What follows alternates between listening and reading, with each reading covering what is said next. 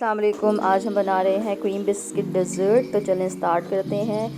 Measuring cup में मैंने half cup जो है वो कंडेंस मिल्क निकाला है। किसी भी कंपनी का कंडेंस मिल्क आप यूज़ कर सकते हैं।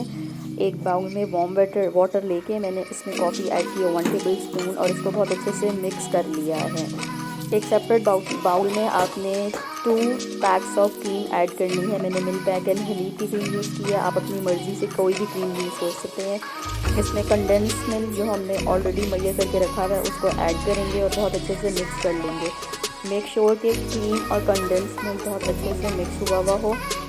जब आपको पता लगेगा ये बहुत अच्छे से मिक्स हो गया तो हम अपना नेक्स्ट प्रोसेस स्टार्ट करेंगे। एक कंटेनर में, एक बाउल में मैंने इसमें 2 मारी के बिस्किट्स का पैक यूज़ किया है। कॉफ़ी वाले मिक्सचर में आप बिस्किट्स को डिप करते जाएंगे और एक बाउल में उसकी बेस बनाते जाएंगे। जब ये इसकी बेस बन जाएगी तो इसके ऊपर हम क्रीम का मिक्सचर जो हमने कंडेंस मिल्क और क्रीम ऐड करके रखी है उसको पोर करेंगे। और आपने थोड़ी ज़्यादा पोर करनी है, इसमें कंजूसी नहीं दिखानी। जितनी ज़्यादा ऐड करेंगे उतना ही ये इसका टेस्ट मज़े का आएगा। ये प्रोसेस आपने दोबारा कंडेंस मिल्क वाला जो है वो बिस्किट के ऊपर बेस लगा के अगेन इसको रिपीट करना है। 2 से 3 टाइम हम इसको रिपीट करेंगे तो हमारा बाउल जो है वो फिल हो जाएगा ऊपर तक।